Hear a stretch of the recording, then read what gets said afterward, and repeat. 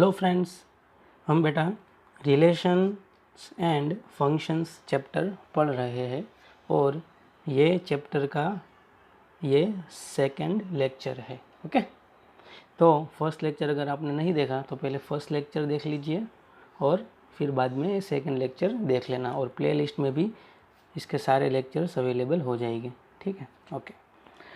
चलो आज का लेक्चर स्टार्ट करते हैं। तो बेटा आज हम पढ़ने वाले हैं नंबर ऑफ़ रिलेशंस। ओके, आज का टॉपिक है हमारा नंबर ऑफ़ रिलेशंस और फिर थोड़े बहुत सम देखेंगे। जो प्रीवियस लेक्चर में हमने कंटेंट पढ़ी थी ना, उसके बेस पे थोड़े बहुत सम भी देख लेंगे। तो चलो, नंबर ऑफ़ रिलेशंस मतलब क्या। तो बेटा कोई भी रिलेशन मतलब कोई भी रिलेशन हो, अगर कोई भी सेट पे वो डिफाइन हो, सपोज वो A to B है, ठीक है, तो टोटल नंबर ऑफ़ रिलेशन कितने पॉसिबल है। अगर मुझे ऐसा नंबर मांगे तो मैं कैसे बताऊं, ठीक है, हम कैसे फाइंड आउट करें वो आज हम पढ़ने वाले हैं। ठीक है, तो चलो, पहले तो हमें पता है बेटा कि रिलेशन होता है, रिलेशन वो क्या होता है बेटा, सबसेट होता है Cartesian product of A cross B। Okay, ये तो हमने प्रीवियस लेक्चर में भी देखा था कि रिलेशन मतलब क्या, तो कोई भी दो सेट का कार्टेशियन प्रोडक्ट करें और उसके जितने भी सारे सबसेट हो उसको हम रिलेशन बोल सकते हैं। ओके, तो चलो हम देखते हैं कि सपोज़ कोई सेट ए है, उसका उसमें जो नंबर ऑफ़ एलिमेंट है, सपोज़ वो P है, उसका कार्डिनल नंबर है P, number of A is equal to P। इसका मतलब क्या हुआ बेटा, सेट ए में टोटल P एलिमेंट है। सपोज़ कोई B सेट है, उसमें है Q एलिमेंट। ओके, तो बेटा अगर हम उसकी कार्टेशियन प्रोडक्ट करेंगे A क्रॉस B, तो उसमें टोटल नंबर ऑफ़ एलिमेंट कितने आएंगे, मतलब A क्रॉस B का कार्डिनल नंबर क्या होगा बेटा, PQ होगा। P क्रॉस Q मतलब PQ हो गया। ठीक है, ओके। तो बेटा सेट थियरी में मैंने आपको पढ़ाया था कि कोई भी सेट हो उसमें जितने भी नंबर ऑफ़ एलिमेंट हो, ठीक है, तो वो सेट के टोटल नंबर ऑफ़ सबसेट कितने पॉसिबल है। तो जैसे कि मुझे फाइंड आउट करना है, ये A क्रॉस B है, A क्रॉस B, उसके टोटल कितने सबसेट पॉसिबल है। तो A क्रॉस B में टोटल एलिमेंट कितने बेटा, PQ। तो बेटा total number of subset of A cross B हो गया बेटा 2/PQ। 2 पावर कितनी दे देनी है बेटा, तो कि जो सेट का नंबर ऑफ सबसेट हमें फाइंड आउट करना है उसके एलिमेंट्स दे देने हैं। तो बेटा मुझे A क्रॉस B के सारे सबसेट फाइंड आउट करने हैं, मतलब A क्रॉस B के कितने सबसेट पॉसिबल है। तो बेटा A क्रॉस B में कितने एलिमेंट है, PQ जितने एलिमेंट है, तो A क्रॉस B के टोटल नंबर ऑफ सबसेट कितने हो जाएंगे बेटा 2/PQ। तो हमें तो पता है बेटा कि रिलेशन मतलब क्या, तो कि A क्रॉस B के जितने भी सबसेट हो वो उसको हम रिलेशन बोल सकते हैं। Then total number of relations of A cross B वो भी क्या हो गया बेटा, तो कि 2/PQ। ठीक है, तो बेटा total number of relations of A cross B बोलो या total number of subset of A cross B बोलो, वो दोनों क्या होते हैं बेटा, इक्वल होते हैं। क्योंकि रिलेशंस मतलब क्या, रिलेशंस मतलब ही सबसेट। तो जितने सबसेट पॉसिबल होंगे उतने ही हम रिलेशन बना सकते हैं। ठीक है, फिर से बेटा नंबर ऑफ रिलेशंस मतलब क्या, तो नंबर ऑफ रिलेशंस मतलब पहले तो दो सेट का अगर रिलेशन मुझे पूछा हो, तो दो सेट हो A और B, उसके कार्टेशियन प्रोडक्ट के कोई भी हम सबसेट को क्या बोलते हैं, रिलेशन बोलते हैं। तो अगर मुझे टोटल नंबर ऑफ़ रिलेशन पूछे तो मैं पहले क्या फाइंड आउट कर लूँगा कि टोटल नंबर ऑफ़ सबसेट किसके, A क्रॉस B के। तो सपोज़ बेटा A का कार्डिनल नंबर P है, B का कार्डिनल नंबर Q है, मतलब सेट A है उसमें टोटल P जितने एलिमेंट है, सेट B में सपोज़ Q जितने एलिमेंट है, तो बेटा A क्रॉस B में टोटल एलिमेंट कितने आएंगे, ये दोनों का मल्टीप्लिकेशन मतलब PQ। तो बेटा A क्रॉस B के टोटल नंबर ऑफ सबसेट कितने पॉसिबल है, तो 2/, जितने एलिमेंट हो उतने, तो एलिमेंट है PQ। Then total number of subset of A cross B is equal to 2/PQ। तो बेटा रिलेशन भी कितने पॉसिबल हो गए A क्रॉस B के, तो कि A क्रॉस B के जितने सबसेट हो गए उतने। Then total number of relations of A cross B is equal to 2/PQ। तो याद रखना है बेटा कि अगर बेटा कोई भी सेट में कोई भी सेट के रिलेशन पूछे कि टोटल नंबर ऑफ़ रिलेशन कितने हैं उसके, तो बेटा हमें क्या फाइंड आउट कर लेना है, total number of subset of that set. Okay, तो आई होप आपको नंबर ऑफ़ रिलेशन समझ में आ गया होगा। Number of relation is equal to number of total subset. और ये कैसे फाइंड आउट करना है ये आपको पता है, ठीक है। तो चलो थोड़े एग्जाम्पल देख लेते हैं, तो ये टॉपिक सारे क्लियर हो जाएंगे। चलो, और first example is, first example है बेटा अपना कि सेट ए दिया हुआ है बेटा 1, 2, 3, 4, 6। यहाँ पे चलो लिख लेते हैं कि सेट ए है 1, 2, 3, 4, 6, ओके। और रिलेशन आर मुझे डिफाइन है, कैसे डिफाइन है, और जो रिलेशन आर है ना बेटा वो सेट ए पे डिफाइन है सिर्फ। तो सेट ए पे डिफाइन है मतलब आर है वो क्या है बेटा, ए टू ए है। तो ए टू ए है तो इसका मतलब ऐसा हुआ कि आर है आर, वो बेटा सबसेट हो गया किसका, ए क्रॉस ए का, ठीक है। तो ए क्रॉस ए क्या होगा बेटा, तो A cross A is equal to 1, 2, 3, 4, 6 cross 1, 2, 3, 4, 6। तो अगर बेटा मैं ऑर्डर्ड पेयर मतलब इंडिविजुअल मल्टीप्लिकेशन करके ऑर्डर्ड पेयर जनरेट करेंगे तो यहाँ पे देख सकते हो कि यहाँ पे 5 एलिमेंट है, यहाँ पे 5 एलिमेंट है। तो 5 क्रॉस 5 टोटल 25, मतलब ए क्रॉस ए में तो 25 एलिमेंट आएंगे। तो उसको बेटा लिखना बेटा बहुत मुश्किल होगा ना, 25 एलिमेंट तो बहुत टाइम कंज्यूमिंग होगा। तो अभी हम देखो डायरेक्ट कैसे करेंगे। तो अभी मुझे बेटा रिलेशन कैसे डिफाइन है वो मुझे दिया है, यहाँ पे क्या दिया है, तो जो रिलेशन आर है वो डिफाइन बाय क्या है बेटा आर, तो R is equal to a C ordered pair, मतलब ऐसे ए कोमा बी जहाँ पे स्मॉल ए और स्मॉल बी दोनों बिलोंग्स टू ए हो। तो ऑब्वियस है बेटा रिलेशन R है वो ए पे डिफाइन है, तो फर्स्ट एलिमेंट भी ए से ही होगा और सेकंड एलिमेंट भी ए से ही डिफाइन होगा ना। तो small A small B belongs to capital, ये तो हमें पता है। और यहाँ पे कंडीशन दी हुई है कि small a is exactly divisible by small b, मतलब जो फर्स्ट एलिमेंट है उसको हम डिवाइड कर सकते हैं किससे, अगर हम सेकंड एलिमेंट से डिवाइड कर सकते हैं तो ऐसी जितनी भी पेयर ए क्रॉस ए में होगी वो सारी पेयर हम रिलेशन में ले सकते हैं, ठीक है। तो चलो 1 बाय 1 हम करें। तो R इज इक्वल टू, देखो मैं यहाँ से 1 को फिक्स कर रहा हूँ और यहाँ से मैं एक एक चेंज करता रहूँगा। तो पहले 1, 1, तो बेटा 1, 1, तो फर्स्ट है 1, अगर सेकेंड भी 1 है तो ऑब्वियसली 1 डिवाइडेड बाई 1 पॉसिबल है, तो 1 बाई 1 आएगा। 1 बाई 2 सॉरी 1, 2 अगर लूँ तो 1, 2 मतलब क्या हुआ, 1 इज़ एग्जैक्टली डिविजिबल बाई 2, तो कि नहीं, तो 1, 2 नहीं आएगा, 1, 3 भी नहीं आएगा, 1, 4 भी नहीं आएगा, 1, 6 भी नहीं आएगा, ठीक है, क्योंकि ये कंडीशन फॉलो नहीं कर रहे, ठीक है। चलो अभी 2 को मैं फिक्स कर रहा हूँ, तो 2, 1, तो 2 इज़ एग्जैक्टली डिविजिबल बाई 1, तो यस ये तो पॉसिबल है। फिर 2, 2, तो 2 is exactly divisible by 2, yes ये भी हो सकता है। 2, 3 नहीं आएगा, 2, 4, क्योंकि अभी तो बेटा सेकेंड नंबर है वो बड़ा हो गया फर्स्ट नंबर से, तो कभी भी बेटा छोटे नंबर को बड़े नंबर से डिवाइड नहीं कर सकते। 2, 6 भी नहीं आएगा, ठीक है।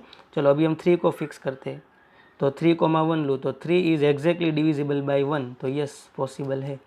3, 2 नहीं, 3 को हम 2 से डिवाइड नहीं कर सकते। 3, 3 यस, 3 को हम 3 से तो डिवाइड कर सकते हैं। अभी 4 और 6 तो 3 से बड़े नंबर हो गए, तो 4 और 6 से हम 3 को डिवाइड नहीं कर सकते, ठीक है। चलो 4 को फिक्स करता हूँ, तो 4, 1 तो यस 4 को डिवाइड कर सकते हैं 1 के साथ। 4, 2 भी यस 4 को भी 2 से डिवाइड कर सकते हैं, 4, 4 आएगा, ओके, समझ में आ रहा है ना। चलो अब और लास्ट 6 को फिक्स करूँ तो 6, 1 आएगा, 6, 2 भी आएगा, 6, 3 भी आएगा, और 6, 4 नहीं आएगा क्योंकि 6 को मैं 4 से डिवाइड नहीं कर सकता। और 6, 6 आएगा तो कि यस 6 को मैं 6 से डिवाइड कर सकता हूँ, ठीक है। तो देखो मैंने सारे ऐसे जितने भी ए क्रॉस ए में जितने एलिमेंट थे, ऑर्डर्ड पेयर थी, जो ऑर्डर्ड पेयर ये कंडीशन को फॉलो कर रही थी, तो वो सारी ऑर्डर्ड पेयर मैंने लिख लिए। तो देखो रिलेशन के मुझे सारे एलिमेंट्स मिल गए, ठीक है। चलो रिलेशन तो मुझे ये मिला बेटा, उसको क्या बोलते हैं, रोस्टर फॉर्म बोलते हैं, हमने सेट थियरी में पढ़ा था। और ये जो दिया हुआ है वो कौन सा दिया हुआ है बेटा, सेट बिल्डर फॉर्म दिया हुआ है। मतलब सेट बिल्डर फॉर्म मतलब क्या, अगर सेट को मैं कोई प्रॉपर्टी के फॉर्म में लिखूं तो उसको सेट बिल्डर फॉर्म लिखते हैं बोलते हैं। और रोस्टर फॉर्म मतलब क्या बेटा, कोई सेट को अगर मैं एलिमेंट्स मतलब वो सेट में जितने भी एलिमेंट्स हैं उसको सेपरेटेड बाय कॉमास लिखते हैं तो उसको रोस्टर फॉर्म बोलते हैं, ठीक है। चलो आगे बढ़ते हैं। तो write R in roster form, तो यस हमने रोस्टर फॉर्म में तो लिख लिया। फिर आगे बोला find its domain and range, तो चलो domain of R find out करते हैं। तो डोमेन ऑफ आर मतलब क्या बेटा, तो जितनी भी ऑर्डर्ड पेयर है उसमें फर्स्ट एलिमेंट है उसको डोमेन बोलते हैं और उसका सेट बनाते हैं। तो 1 यहाँ पे 2 है, 2 तो आ गया, फिर 3 है, 3 आ गया, 4 है, 4 आ गया और 6 है। ठीक है, तो इसको एक सेट हम बना दें, तो ये हो गया हमारा डोमेन ऑफ आर। फिर मुझे बोला था बेटा रेंज ऑफ आर, मतलब रेंज ऑफ रिलेशन। तो रेंज मतलब क्या बेटा, तो जितनी भी ऑर्डर्ड पेयर है उसमें जो सेकेंड एलिमेंट है, ठीक है, उसका हम सेट बनाएंगे तो उसको रेंज बोलते हैं। तो सेकेंड एलिमेंट तो 1 है, फिर 2 है, फिर बेटा 3 है, फिर आगे बढ़ूँ तो 4 भी है, फिर आगे बढ़ूँ तो बेटा 6 भी है। तो यहाँ पे आप देख सकते हो कि डोमेन ऑफ आर मतलब 1, 2, 3, 4, 6 और रेंज ऑफ आर मतलब 1, 2, 3, 4, 6। ओके, तो डोमेन मतलब फर्स्ट एलिमेंट और रेंज मतलब सेकेंड एलिमेंट। ठीक है, चलो आगे भी क्या बोला है हमें फाइंड आउट करना, तो find total number of relation on set ए, मतलब जो सेट ए पे टोटल कितने रिलेशन पॉसिबल है। तो बेटा हमें पता है सेट ए पे मतलब ए क्रॉस ए का कार्डिनल नंबर क्या होगा बेटा, नंबर ऑफ ए क्रॉस है। तो बेटा number of A cross number of A,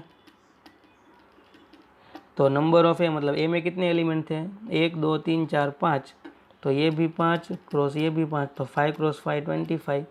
तो बेटा ए क्रॉस ए के टोटल नंबर ऑफ सबसेट कितने पॉसिबल है, तो total number of subset of A cross A is equal to क्या होगा बेटा 2⁻25। तो बेटा जितने ही सबसेट हो गए उतने ही बेटा क्या हो गए total number of relation. So total number of relation is equal to हो गया 2⁻25। ओके बेटा, तो आई होप आपको ये सारी चीज़ें समझ में आ रही है। देखो एक ही एग्जांपल से मैंने कितने टॉपिक्स कवर कर लिए बेटा। एक तो बेटा जो रोस्टर मतलब रिलेशन है वो सेट बिल्डर फॉर्म में दिया था, तो उसको मैंने रोस्टर फॉर्म में लिखा ये प्रॉपर्टी का यूज़ करके। फिर ये रिलेशन का डोमेन फाइंड आउट किया, फिर ये रिलेशन का रेंज फाइंड आउट की, और फिर ये टोटल नंबर ऑफ रिलेशन कितने पॉसिबल है सेट ए पे वो भी हमने फाइंड आउट किया। ठीक है, तो आई होप बेटा ये आपको सब समझ में आ रहा है और साथ में बेटा आप अपनी नोट्स भी प्रिपेयर कर रहे हैं। ठीक है, चलो आगे बढ़ते हैं। So our next question is if given relation R is equal to ऐसी ऑर्डर्ड पेयर, मतलब ऐसे एक्स कोमा वाई जहाँ पे x comma y belongs to W. W मतलब क्या बेटा, whole number, set of whole number. Whole number मतलब क्या बेटा 0, 1, 2, 3 से लेके इनफाइनेट तक, इसको हम क्या बोलते हैं, डब्ल्यू बोलते हैं। ठीक है, और ऐसे एक्स कोमा वाई के जो बेटा एक्स और वाई दोनों बिलोंग्स टू वॉल नंबर और x square plus y square is equal to 25 होना चाहिए। तो ऐसी हमें ऑर्डर्ड पेयर लेनी है। तो बेटा पहले तो ये आर है, यहाँ पे देखो पहले आर मुझे क्या दिया हुआ है, आर इज इक्वल टू ऐसे एक्स कोमा वाई जहाँ पे एक्स और y belongs to W x square plus y square is equal to 25। तो ये बेटा हमें दिया हुआ है सेट बिल्डर फॉर्म, प्रॉपर्टी दी हुई है ना बेटा, एलिमेंट नहीं दिए हुए।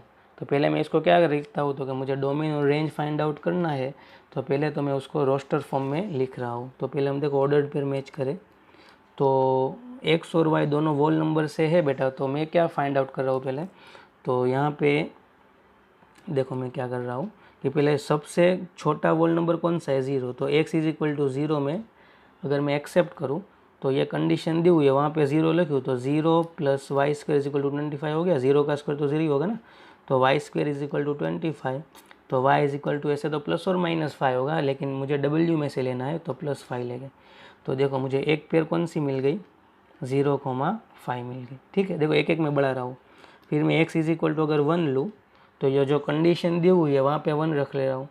तो 1 स्क्वायर तो 1 plus y square is equal to 25, तो y square is equal to 24। तो बेटा ऐसा कोई वॉल नंबर नहीं है को जिसका स्क्वायर आप 24 ले सकें। तो ये x इज इक्वल टू 1 से मुझे कुछ y नहीं मिला। x इज इक्वल टू 2 ले तो 2 का स्क्वायर बेटा हो गया 4, तो y square is equal to 25 minus 4 तो 21। तो यहाँ से भी आप देख सकते हो ऐसा कोई वोल नंबर मेरे पास नहीं है, क्योंकि y belongs to whole number है ना बेटा। तो ऐसा कोई बेटा मेरे पास वोल नंबर नहीं है कि जिसका स्क्वायर 21 हो, तो ये भी नहीं होगा। चलो x इज इक्वल टू 3 ले रहा हूँ, तो अगर 3 लूँ बेटा तो यहाँ पे कंडीशन में वैल्यू रखते हैं तो 3 स्क्वायर 9, तो y square is equal to बेटा 25 माइनस 9 बिकम 16। तो यस बेटा ऐसा वोल नंबर है कि जिसका स्क्वायर 16 हो, तो ये है 4। तो जब x इज इक्वल टू 3 तो y is equal to 4। Okay, फिर मैं x इज इक्वल टू 4 ले रहा हूँ। देखो एक एक बढ़ा रहा हूँ, पहले 0 लिया, फिर 1 2 3 और 4। अभी 4 लूँ तो यहाँ पे 4 की वैल्यू रखते हैं, तो 4 स्क्वायर 16 हो गया, तो y square is equal to 9। तो yes y is equal to 3। तो एक मुझे पेयर मिल गई 4,3। अभी मैं ले रहा हूँ x इज इक्वल टू 5, तो 25, तो 25 कैंसिल हो गया, तो वाई स्क्वायर 0, तो y 0। तो यस एक पेयर मिली 5,0। और अभी तो 6 नहीं ले सकता, क्योंकि अगर मैं 6 लूँगा बेटा तो ये हो गया 36, तो वाई स्क्वायर हो गया 25 माइनस 36 तो -11। तो किसी का स्क्वायर बेटा माइनस नहीं होगा, तो अभी हम आगे नहीं बढ़ेंगे। तो मुझे ऑर्डर्ड पेयर बेटा कौन सी मिली, तो 0,5 3,4 4,3 5,0। तो r बेटा क्या हो गया, तो हमारा r हो गया बेटा 0,5 3,4 4,3 और 5,0। ठीक है बेटा, समझ में आ रहा है। तो चलो ये r मुझे मिला बेटा, वो रोस्टर फॉर्म में तो मिल गया, सारे उसके एलिमेंट मिल गए। अभी बेटा इसका डोमेन मतलब क्या, तो domain of r is equal to first element का सेट बना देते, तो 0,3,4,5। तो ये हो गया डोमेन। और रेंज मतलब क्या बेटा, रेंज ऑफ रिलेशन r, तो जो सेकंड एलिमेंट है वो, तो 5,4,3,0। तो ये हो गई बेटा रेंज। ठीक है, तो डोमेन मतलब फर्स्ट एलिमेंट और रेंज मतलब सेकंड एलिमेंट। तो डोमेन और रेंज बेटा जब पूछे तब आपके पास वो रिलेशन का रोस्टर फॉर्म होना चाहिए। अगर रोस्टर फॉर्म होगा तो आप इजीली डोमेन और रेंज फाइंड आउट कर सकते हैं। ठीक है, चलो और आज के लेक्चर का हम लास्ट एग्जाम्पल देखते हैं। सो our last example is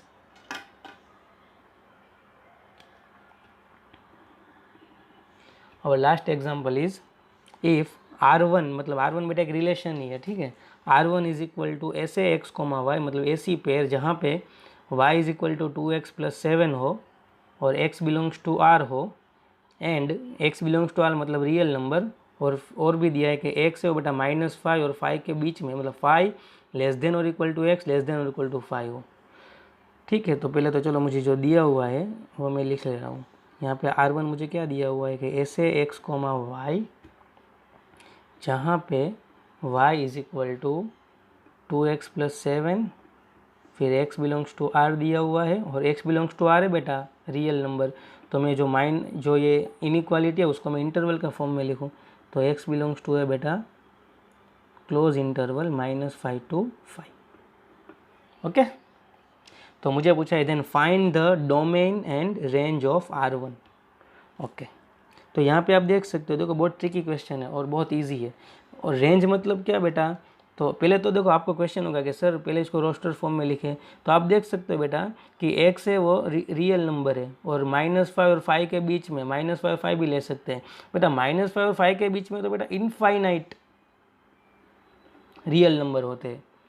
ठीक है, तो हम बेटा x के ऐसे सारे इनफाइनाइट जो रियल नंबर है वो तो हम फाइंड आउट नहीं कर सकते ना, तो यहाँ बेटा हम रोस्टर फॉर्म फाइंड आउट नहीं कर सकते, क्योंकि मुझे बेटा जो x है वो फाइनाइट नंबर नहीं है। अगर फाइनाइट नंबर होते तो वो सारे x की वैल्यू यहाँ पे रख के हम y फाइंड आउट कर लेते हैं, लेकिन यहाँ पे तो बेटा रियल नंबर है और वो भी -5 और 5 के बीच में, तो बेटा -5 और 5 के बीच में तो इनफाइनाइट रियल नंबर होते हैं। तो देखो यहाँ पे मैं कैसे सॉल्व करता हूँ।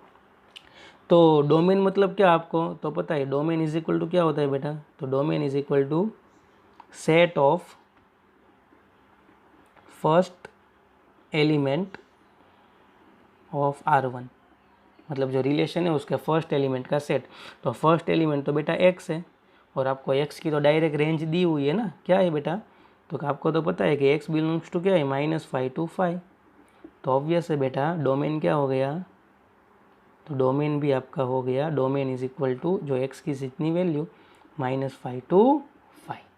पता चला आपको? ओके चलो, अभी रेंज पूछिए, तो रेंज मतलब क्या बेटा, तो range is equal to set of second element of R1। तो सेकेंड एलिमेंट आपका बेटा y है, ठीक है, y है तो बेटा, तो आपको y is equal to 2x+7 पता है, और आपको x की रेंज पता है। तो देखो मैं x में से y कैसे जनरेट कर रहा हूँ, तो आपको पहले पता है कि -5 लेस देन और equal to x less than और इक्वल टू 5 है। तो मुझे पता है कि 2x+7 अगर यहाँ पे मैं बना दूंगा तो 2x+7 की जगह मैं क्या लिख सकता हूँ, y लिख सकता हूँ। तो पहले मैं 2 के साथ मल्टीप्लाई कर दूँ, तो -10 लेस देन और equal to 2x less than और इक्वल टू 10, फिर +7 कर दो, तो -10 + 7 बेटा हो गया -3, ये हो गया 2x+7, और ये हो गया 10 + 7 बिकम 17। तो यहाँ पे आप देख सकते हो बेटा कि 2x+7 बन गया, तो ये 2x+7 की जगह आप क्या लिख सकते हो, y। तो ये हो गया -3 लेस देन और equal to y less than और equal to 17। So y belongs to बेटा हो गया क्लोज इंटरवल -3 to 17। तो आपकी रेंज भी क्या हो गई बेटा, रेंज मतलब y की वैल्यूज़, तो रेंज भी हो गई क्लोज इंटरवल -3 to 17। ओके बेटा, तो आई होप आपको ये क्वेश्चन समझ में आ गए होंगे। तो आज का लेक्चर बेटा यहाँ पे ख़त्म करते हैं, और नेक्स्ट लेक्चर में नेक्स्ट कंटेंट देखेंगे। Thank you.